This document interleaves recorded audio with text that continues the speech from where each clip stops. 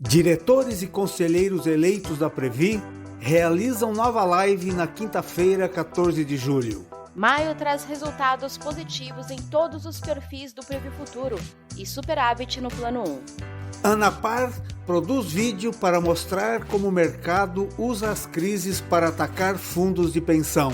Previ Futuro reduz carência para a migração de perfis. Em audiência pública na Câmara dos Deputados, Marcel Barros explica: o que permite a retirada de patrocínio é a Lei 109. E Contraficute pede reunião com a Previ para entregar pauta de reivindicações.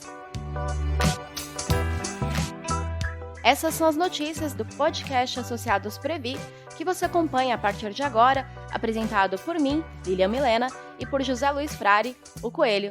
Tudo bem, Coelho? Tudo bem, Lilian. Vamos começar falando da live da quinta-feira, dia 14.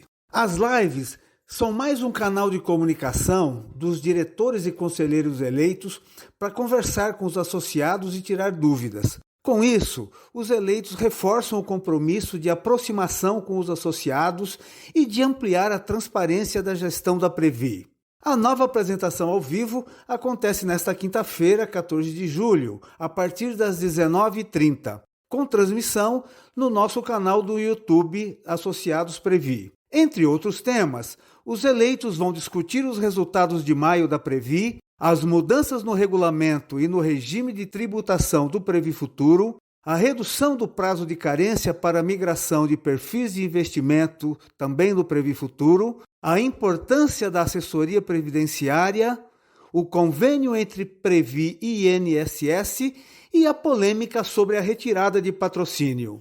Isso mesmo, Coelho. Vamos aproveitar aqui para falar com quem estiver escutando este podcast após o dia 14 de julho. Se você não acompanhou o ao vivo, a transmissão na íntegra continua no nosso canal do YouTube. Bom, a próxima notícia de hoje são os resultados positivos de maio, não é isso, Coelho? Exatamente, Lilian. Tanto o Plano 1 quanto o Previ Futuro apresentaram bons resultados no mês, acima da meta atuarial, apesar da crise econômica que se acentua no Brasil e no mundo. O Plano 1 alcançou rentabilidade de 1,94% em maio e 8,24% nos primeiros 5 meses do ano, e já acumula um superávit de 4,67 bilhões de reais. O destaque do Plano 1 foi o desempenho nos investimentos em renda variável, com rentabilidade de 3,62%. O Previ Futuro, por sua vez, Coelho, apresentou resultados positivos em todos os 8 perfis de investimento. A rentabilidade foi de 1,61% no mês de maio e 5,40% no ano, com destaque para os perfis com maior concentração em renda variável. Vamos passar adiante e falar da divulgação de um vídeo muito interessante produzido pela ANAPAR, a Associação Nacional dos Participantes de Previdência Complementar e de Autogestão em Saúde, feito em parceria com o Recontaí, que é um portal criado por movimentos sociais, principalmente de bancários, para defender empresas públicas. Isso. O título do vídeo que todos podem assistir na página do YouTube da ANAPAR é "Existe rombo nos fundos de pensão?". Segue o áudio completo para o pessoal acompanhar a partir de agora. Os fundos de pensão são sustentados pelas contribuições mensais dos participantes e patrocinadores. Para custear os planos e garantir o pagamento dos benefícios, existem cálculos com muitas variáveis, e entre elas está a rentabilidade dos ativos. Um dos caminhos para a rentabilidade dos ativos é a Bolsa de Valores, chamado pelos investidores de renda variável. Mas desde a crise de 2008, os ativos de renda variável vêm sofrendo com os altos e baixos da economia mundial. Após a crise de 2013 e 2014, os fundos de pensão em todo o mundo enfrentaram momentos dramáticos. Em 2015 e 2016, o déficit americano e europeu girou em torno de 240 bilhões de dólares, valor do patrimônio dos fundos brasileiros. No Japão, o déficit chegou a 200 bilhões de dólares. Os fundos de pensão no Brasil também sofreram as consequências. O déficit foi de 80 bilhões de reais em 2015 e 60 bilhões de reais em 2016. Mas como os participantes, gestores, reguladores e legisladores reagiram a essa realidade? Em todo o mundo, os déficits foram tratados como algo que ocorre em investimentos de longo prazo. Foram feitos ajustes na política de investimentos para aguardar a economia melhorar. No Brasil, o déficit foi tratado como rombo e os gestores dos fundos foram criminalizados. A proposta era tirar os trabalhadores da gestão do patrimônio de cerca de R$1 trilhão e transferir para o mercado financeiro. Esses eventos trouxeram uma lição: os participantes precisam ficar eternamente vigilantes. Há muitos interesses em abocanhar a poupança previdenciária dos trabalhadores, a exemplo do que fizeram em países como o Chile. Muito importante essa campanha para informar a população sobre o que está por trás dessa diferença de tratamento dado aos fundos de pensão nos países desenvolvidos e no Brasil em momentos de crise, não é mesmo, Coelho? Muito, Lilian. A gente sabe que o mercado olha para os fundos de pensão como minas de ouro. Então, precisamos ficar atentos para qualquer tipo de tentativa de tirar os trabalhadores da gestão desse patrimônio que chega hoje a cerca de R$1,3 trilhão. Como os eleitos já demonstraram inúmeras vezes, a rentabilidade dos investimentos da Previ no longo prazo é uma das maiores do sistema de previdência complementar no país e o dobro dos fundos geridos pelos bancos. A Previ é administrada por associados para os associados. Por isso, ela tem uma taxa de administração de 0,13%, que é menos de 1/10 da média de 1,4% cobrada nos planos abertos do mercado.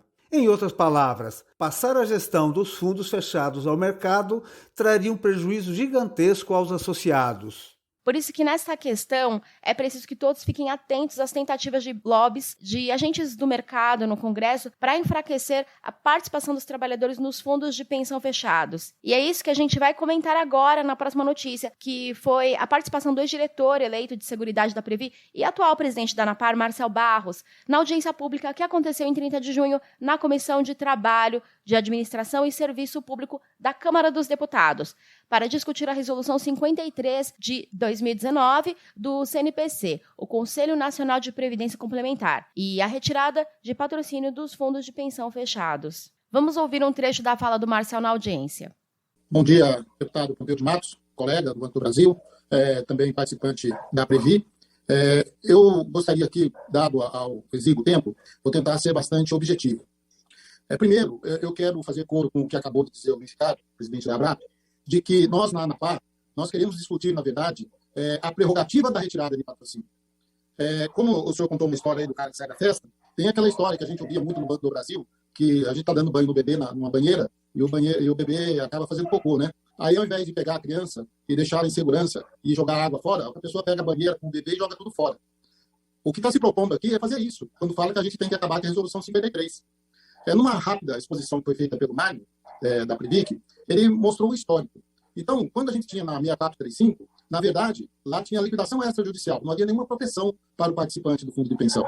A 0688, criada pela CPC, ela também não estipulava claramente as regras. E havia, por exemplo, uma dificuldade de definir quais eram as premissas que teriam que ser cumpridas. Foi a Lei Complementar 109, que traz em seu artigo 25, explicitamente a retirada de patrocínio. E ali, de 2001 até 2013, quando a gente editou a Resolução 11, diga-se de passagem, a Resolução 11 foi uma conquista dos participantes.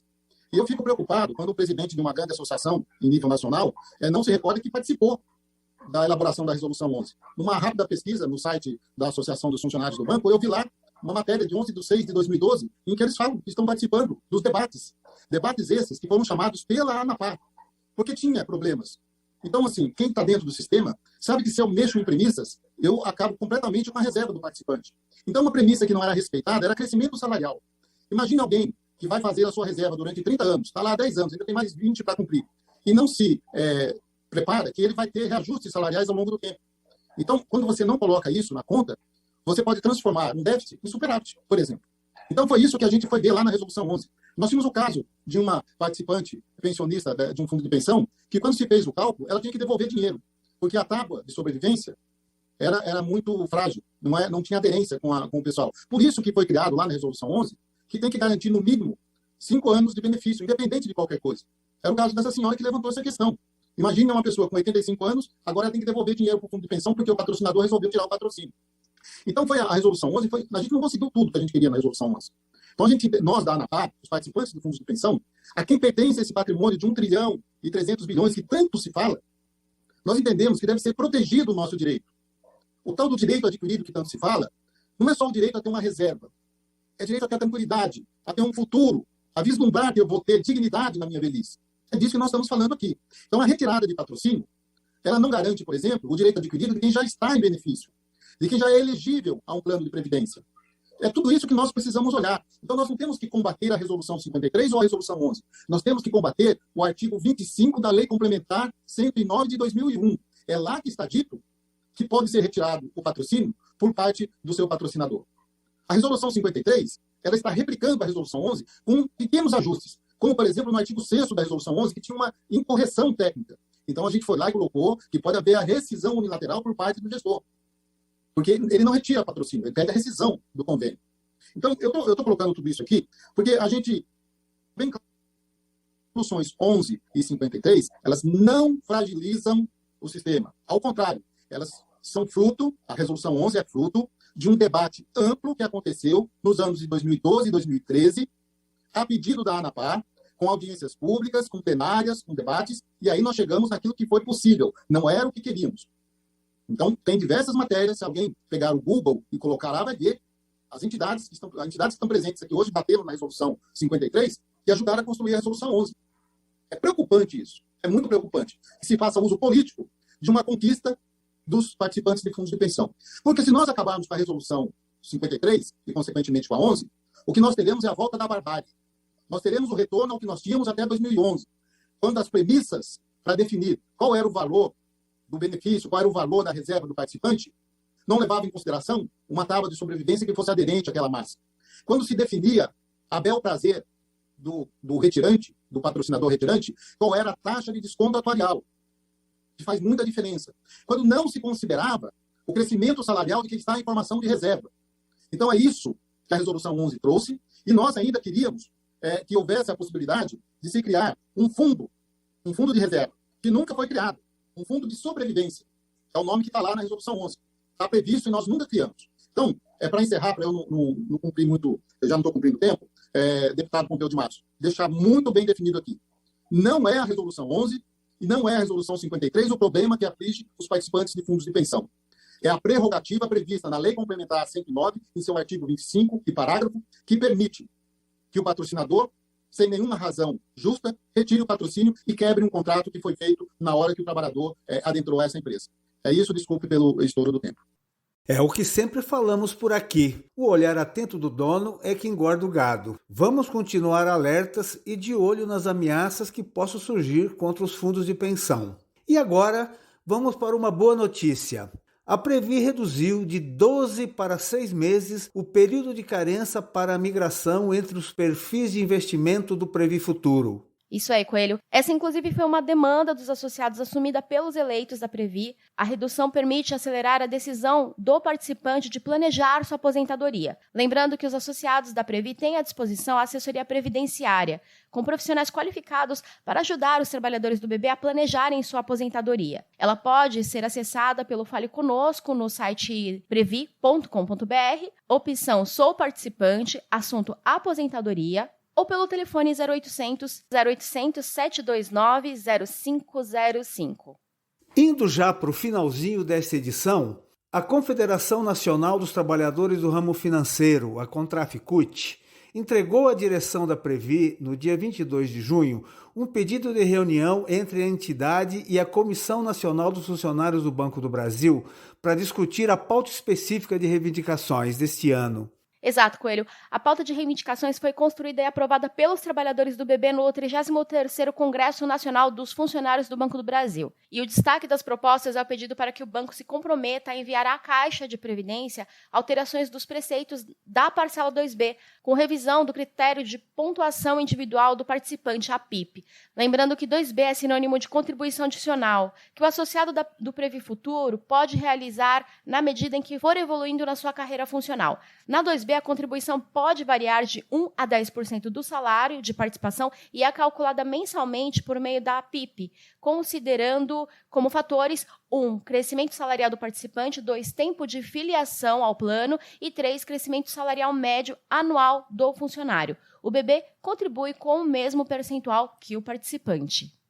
Em entrevista para nossa página associadosprevi.com.br, a conselheira deliberativa eleita Luciana Banho explicou que desde que o Previ Futuro foi criado, não houve alteração da metodologia de cálculo da PIP, mesmo após várias alterações no plano de cargos e salários. Isso explica porque somente os altos executivos têm conseguido obter 10% na parte 2B. Daí a importância de acontecer essas alterações propostas na pauta específica de reivindicações.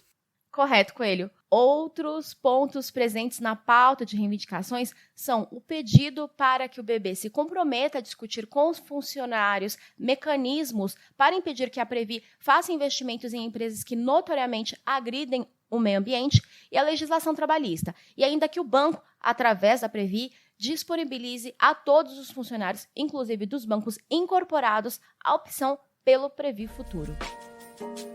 Termina aqui mais uma edição do podcast Associados Previ.